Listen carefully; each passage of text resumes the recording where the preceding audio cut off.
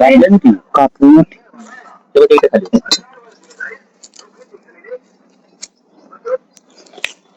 आतून असं हो खेळात ते वळता दिसतं का ते तुझं होतं बॅटरी बिट्रिक आहे आहे ती बाहेर काढली आहे ती आहे आहे ती वळता नाही दिसत का बाहेर काढली नाही नाही ते आलं लक्षात तिथं ना पण बॅटरी वगैरे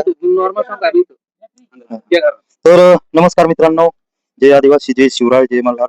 तर आता आम्ही आमचे गाव आदर्श गाव रणखाम, आमचे मित्र रणखाम गावचे आदर्श सरपंच बाबाजी दादा गुळवे यांच्या घरा शेजारी श्वास खड्डा आहे.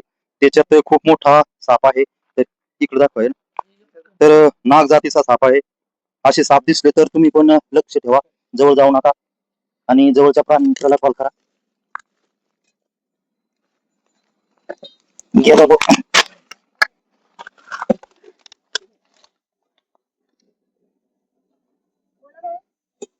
तर मित्रांनो, नाग जातीचा साप आहे आणि असे साप पाऊस झाल्यामुळं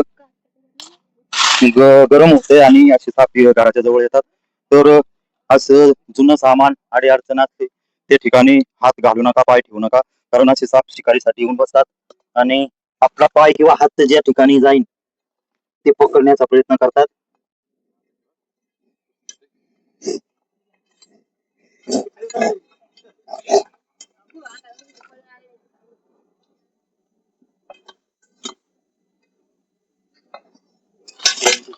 इकडे एक का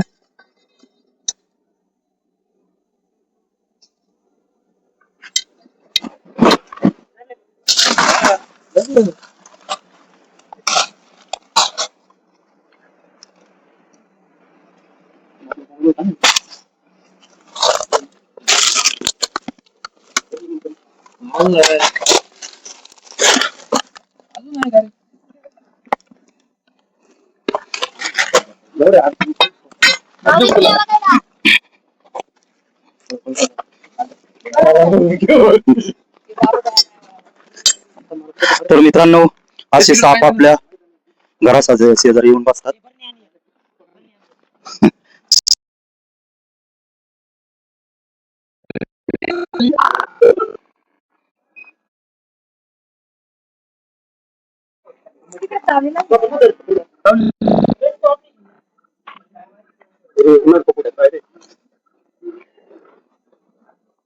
तर मित्रांनो, कोबरा जातीचा साप आहे हा.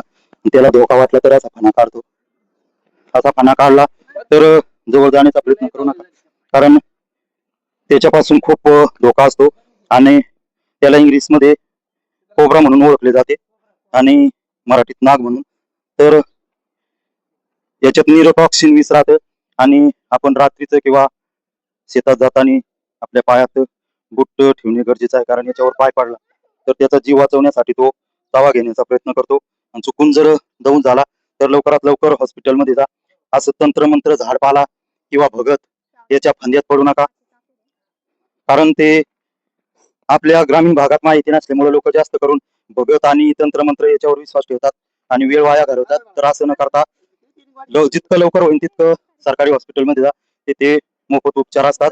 तर आमचे मित्र सुधीर शिजवळ, तसेच रणखाम गावचे लोकनियुक्त सरपंच आदर्श सरपंच बाबाजी दादा गुळवे यांचं खूप खूप अभिनंदन, कारण त्यांच्यामुळं खूप अशा मोठ्या वन्यजीवाला जीवनदान भेटलेलं आहे. तुम्ही पण वन्यजीव वाचवा, कारण असे वन्यजीव वाचले तर जंगल झाडे वाचतील आणि जंगल झाडे वाचली तर माणसं जगतील. कारण महत्वाचं म्हणजे झाडे हेच आपलं जीवन आहे. झाडांपासून ऑक्सिजन भेटतो, पाऊस पाणी भरपूर होतो. यावर्षी आपल्याला जाणवलं आहे की जंगल झाडतोड झाल्यामुळं किती आपल्याला त्रास सहन करावा लागला आहे. 40 ते 42 टेम्परेचर पर्यंत आपल्याला त्रास सहन करावा लागला आहे. म्हणून झाडे लावा, झाडे जगवा, कारण झाड हेच महत्वाचं आधार आहे आपल्याला.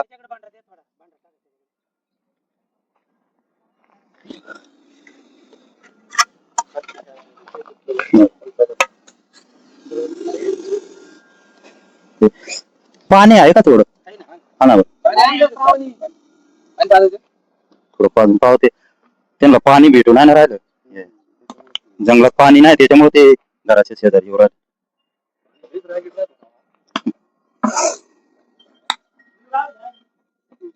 वाघ, आग आणि नाग नावच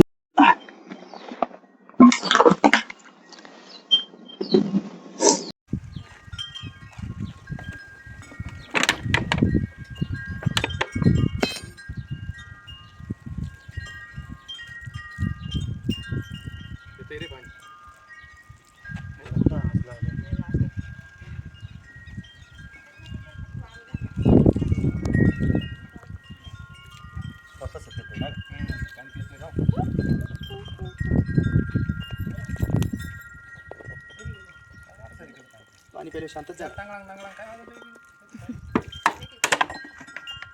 तर मित्रांनो, जास्त त्रास न देता त्याला पॅक करत आहोत. तर तुमच्या सर्वांचं खूप खूप अभिनंदन आमच्या यूट्यूब चॅनलमध्ये, कारण तुम्ही लक्ष ठेवल्यामुळं पकडण्यासाठी खूप अशी मदत झाली. तर सर्वांना हात जोडून विनंती आहे की प्रत्येकाने असे वन्यजीव वाचवा, कारण यांच्या भीतीमुळं जंगल झाडतोड होणार नाही. आणि प्रत्येक माणसाने कमीत कमी एक झाड लावा. ते झाड आपल्याला आयुष्यात खूप असा आधार बनू शकतो.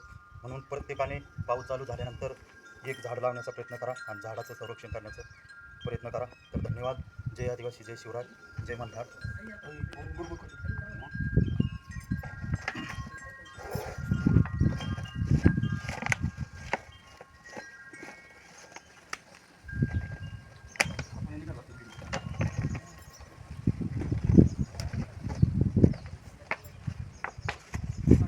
अगरबत्ती पितो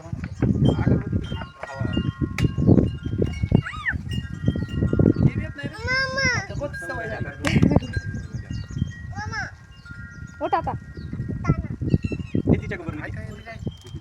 घेते ते घे दिल्यावर लगेच. नाही नाही, त्याला छान नाही. तुम्हाला काय बोलायचं बोला, आमची सेवा कशी वाटते.